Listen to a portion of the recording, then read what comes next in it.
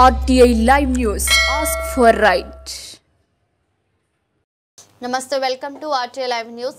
వరంగల్ జిల్లాలోని 32వ డివిజన్ మల్లు స్వరాజ్యం నగర్ కాలనీలో ముంతా తుఫాను ప్రభావంతో వరద నీరు ఇళ్లలోకి చేరడం వలన కాలనీ వాసులు ఇబ్బందులను తెలుసుకుని వారికి ప్రభుత్వ సహకారం అందించేలా చూడాలని ప్రత్యేక బృందం ఏర్పాటు చేశారు. కార్యక్రమంలో కిలా వరంగల్ ఎంఆర్ఓ ఇక్బాల్, విఆర్ఏలు, మల్లు స్వరాజ్యం నగర్ కాలనీ వాసులు పాల్గొన్నారు.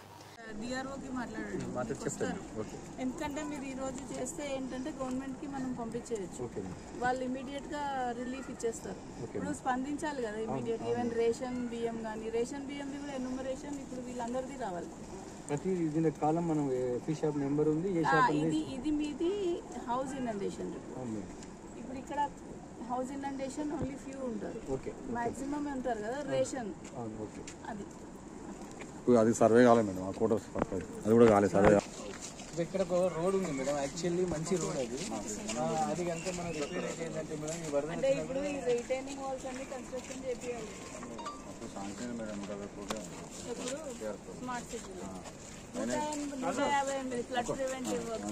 ఇట్లనే ఇవన్నీ కొట్టుకుంటూ వెళ్ళిపోతాం. ఇప్పుడు ఏ ఇల్లు వస్తే ఇల్లు మాట్లాడొద్దు కదా, మొత్తం రెడీ ఉండాలి.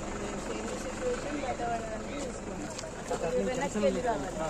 మనం రాయపడితే రిటర్న్ రావచ్చు.